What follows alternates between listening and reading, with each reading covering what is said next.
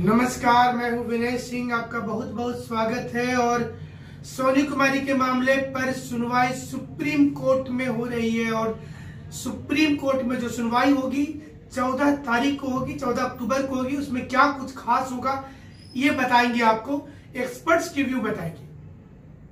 सोनी कुमारी मामले पर लेकर जो स्टूडेंट्स की ओर से पिटीशन फाइल किया गया है उस पर सुनवाई 14 तारीख को हो रही है।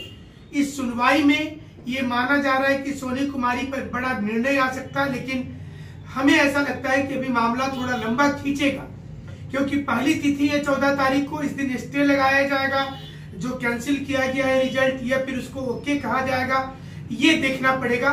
लेकिन इसी बीच में आंध्र प्रदेश नियोजन नीति के सहारे उम्मीद है कि जो 8000 स्टूडेंट है उनकी नौकरी बच जाएगी। 8000 स्टूडेंट की नौकरी को समाप्त करने का जो आदेश आ गया था, इस आदेश में स्टे लगने की पूरी संभावना नजर आ रही है। संभावना ये नजर आ रही है कि 1500 स्टूडेंट का आंध्र प्रदेश नियोजन नीति में भी ऐसा ही मामला था, जहां पर 100% रिजर्वेशन देते हुए कुछ ही समुदाय के लोगों को नौकरी दे दिया गया था। इसके बाद इसे मुकदमा दायर किया गया और सुप्रीम कोर्ट में मामला चला गया। सुप्रीम कोर्ट ने 100% रिजर्वेशन को गलत कहा।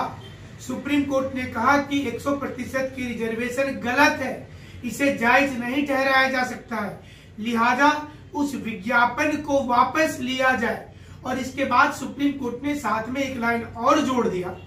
सुप्रीम कोर्ट ने यह बताया कि जो कैंडिडेट 1500 है, जो 1500 की नौकरी लगी है, इनकी नौकरी को बरकरार रखते हुए आंध्र प्रदेश सरकार को बाकी नए लोगों को नौकरी उपलब्ध करवाना चाहिए।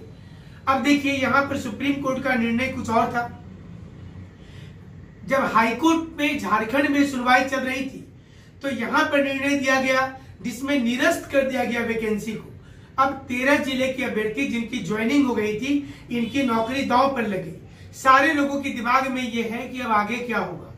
हमारे जो एक्सपर्ट्स हैं उनका मानना है कि इस मामले में सुप्रीम कोर्ट से 8000 स्टूडेंट को राहत मिल जाएगी, क्योंकि जेटेट से जुड़ा हुआ जो वाकया था, ये तो अभी खैर रांची में भी चल रहा है, लेकिन हाई स्कूल नियुक्ति परीक्षा जो हुई थी, इसमें हाई स्कूल नियुक्ति परीक्षा में तथ्य को क्या सरकार जानबूझ करके तथ्य को सामने नहीं लाई?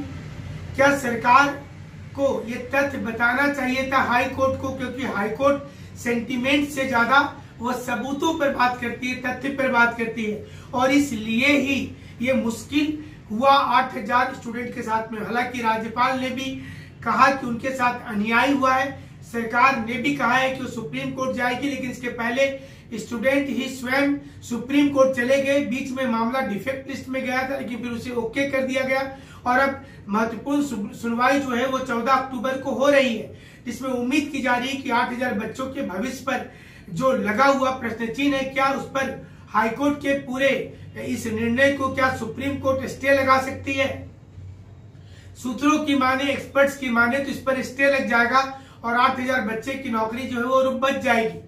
वहीं 11 जिले में नियुक्ति प्रक्रिया को शुरू करने का आदेश है ही, और इसी क्रम को देखते हुए रांची में बड़ा आंदोलन चल रहा है पंचायत सचिव अभ्यर्थियों का, जो रांची मोरहाबादी मैदान में दूसरे दिन भी बड़ी संख्या में यहाँ पर मौजूद रहे, जिनकी एक ही डिमांड है कि उन्हें किसी भी हालत में ज्वाइनिंग चिट्ठी चाहिए। ज्वाइनिंग चिट्ठी से कम कुछ भी नहीं चाहिए। दुमका में खुद मुख्यमंत्री से चुनाव जो प्रचार चल रहा है इस वक्त में, इसमें पंचायत सचिव के अभ्यर्थी उनसे मिलने पहुंचे, साथ में इरफान अंसारी थे, साथ में बादल पत्रलेख थे। तमाम लोगों ने भरोसा दिया कि आप लोगों की रिजल्ट आ जाएगी, लेकिन स्टूडेंट भरोसे पे मानने वाले नहीं दिखते।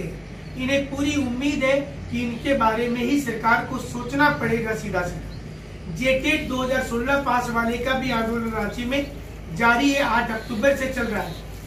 गिरिह रक्षा वाहिनी, इसका आंदोलन भी रांची में कई दिनों से चल रहा है।